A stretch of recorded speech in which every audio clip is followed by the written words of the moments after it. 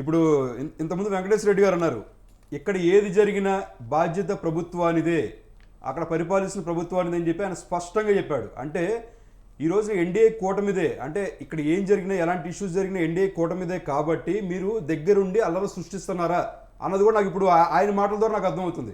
అంటే ఎన్డీఏ కూటమిలో ఏదన్నా హత్యలు జరిగినా, లేకపోతే వైఎస్ఆర్సీపీ వాళ్ళు జరిగినా, లేకపోతే వ్యక్తిగతంగా జరిగినా, లేదా ఓడల్లో ఏదో పొలం గట్టుల దగ్గర జరిగినా ప్రతి ఒక్కదాన్ని కూడా ప్రభుత్వం అని చెప్పేసి చెప్తున్నారు కదా. అంటే ఈ రోజున వైఎస్ఆర్సీపీ రాష్ట్రంలో అల్లరి సృష్టించడానికి దాని యొక్క మొదటి రాజకీయ అడుగు వేసిందని నేను స్పష్టంగా నాకు అర్థమవుతుంది ఈ రోజున. ఇంకోటి కులాల రంగులు, మతాల రంగులు వగేరా వగేరా అన్ని పోస్తున్నారని చెప్తున్నారు. ఎగ్జాంపుల్ మనం చెప్పాలి సార్, మనం ఏదో నోటుకొచ్చేటట్టు మాట్లాడితే సరిపోదు. నిన్నగాక మనం చూసాం, ఎవరో మన జోగి రమేష్ గారు ఏమన్నాడంటే, ఇంతకుముందు ఒక గౌడు కులస్తుడు ఒక చిన్న పిల్లవాడు చనిపోతే సో దీనికి కుల రంగు పోయకండి అన్న వ్యక్తి ఈ రోజున నువ్వు అక్రమంగా సిఐడిలో ఉన్న భూములు నువ్వు అక్రమంగా కొని ఒక ఎలిగేషన్ తీసుకొచ్చి ఈ రోజు నువ్వు కులరంగు మాట్లాడుతున్నావు. నేను గౌడు సామాజిక వర్గాన్ని, నేను బీసీ ప్రజల్ని, సో నన్ను ఈ విధంగా నన్ను ఇబ్బంది పెడుతున్నారంట. అంటే నువ్వు బీసీ అయితే నువ్వు ఏమైనా మర్డర్లు చేయొచ్చా? నువ్వు బీసీ అయితే నువ్వు ఈ విధంగా స్థలాలు నువ్వు ఆక్రమించవచ్చా? అంటే దాని కుల రంగు పూసింది ఎవరు? మీ ప్రభుత్వం నాయకుడు కాదా? అంతేకాకుండా కొన్ని వేల మంది మహిళలు మిస్ అయిపోతే వైఎస్ఆర్సీపీ ప్రభుత్వంలో ఎవడన్నా ఒక్కడన్నా పట్టించుకున్న పాపన పోయాడా? ఎవరు లేరు. ఈ రోజున పవన్ కళ్యాణ్ గారు ఒక ఏరియాలో ఒక మహిళ గురించి ప్రత్యేక దృష్టి సాధించి కేవలం 10 రోజుల్లోనే ఆ మహిళను ఆచూకీ తెలియజెప్పిన ప్రభుత్వం ఎన్డీఏ కూటమి. మీరు అది గుర్తుపెట్టుకోవాలి సార్.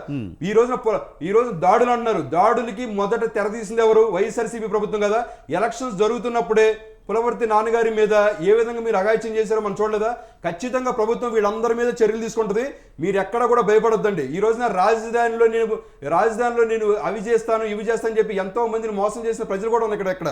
అంతేకాకుండా ఈ రోజున పార్టీ ఆఫీసుల మీద దాడి చేశారు కాబట్టి వాళ్ళ మీద చర్య తీసుకొని ఈ రోజున 20 మందిని మీద ఎఫ్ఐఆర్ ఫైల్ చేసి వాళ్ళని కూడా జైలుకి పంపించిన పరిస్థితి చూస్తున్నాం. ఖచ్చితంగా చర్య తీసుకుంటాం సార్ మేము. మీరు గుర్తుపెట్టుకోండి, పులవర్తి నాన్నగారి మీద చేసిన చెవిరెడ్డి భాస్కర్ రెడ్డి గారి వాళ్ళ తనయుని కానీ ఖచ్చితంగా చర్య తీసుకున్నాం. అంతేకాని జోగి రమేష్ గారు మా కొడుకు శుద్ధపూస, మా కొడుకు ఏమి తెలియదు అది ఇదని చెప్తున్నారు కదా. మరి ఆ కొడుకు ఇచ్చిన వ్యక్తి ఎవరు? నువ్వు కాదా?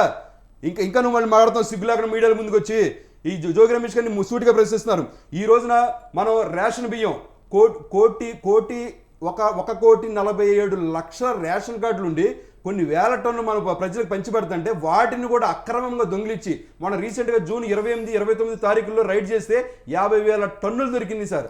వీటన్నిటిని కూడా ఏం చేస్తారంటే అవుట్ ఆఫ్ కంట్రీ పంపించి బ్రోకెన్ రైస్, బాయిల్డ్ రైస్ అని చెప్పేసి రకరకాలతో పేర్లతో అమ్మేస్తున్నారు. అంటే ఇవన్నీ కూడా ఎవరిని చేసింది? ద్వారపూడి చంద్రశేఖర్ రెడ్డి మీద కేసు ఫైల్ అవ్వలేదా?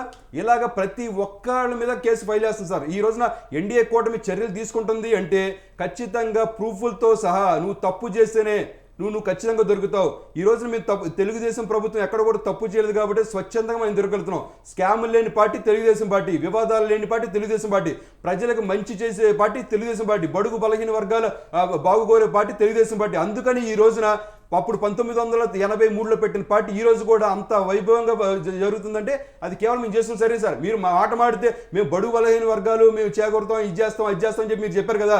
కేవలం మీరు కులాన్ని రంగును పూయడం కోసం మాత్రమే, మీరు శవరాజకీయాలు చేయడం కోసం మాత్రం ఈ వైఎస్ఆర్సీపీ ప్రభుత్వం అనేది ఇప్పుడు కూడా జరుగుతుంది.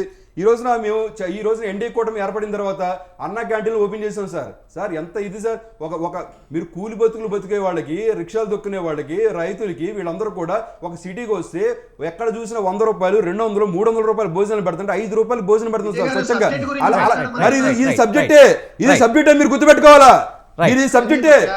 ఈ రోజున వైఎస్ఆర్సీపీ ప్రభుత్వం ఎంత అరాచకం చేస్తుందో సబ్జెక్టే. మరి ఇవన్నీ కూడా ప్రతి ఒక్కళ్ళు కూడా కడుపు కోత చేసిన మీ ప్రభుత్వం మీద ప్రతి ఒక్కళ్ళు కూడా ఎదురు తిరుగుతున్నారు. అవునవును, ఖచ్చితంగా దాని మీద పెట్టుకుంటే మీరు మాట్లాడేది. నేను దాని మీద మేనిఫెస్టో తెస్తా, పాయింట్ మాట్లాడతాను మీ మేనిఫెస్టో.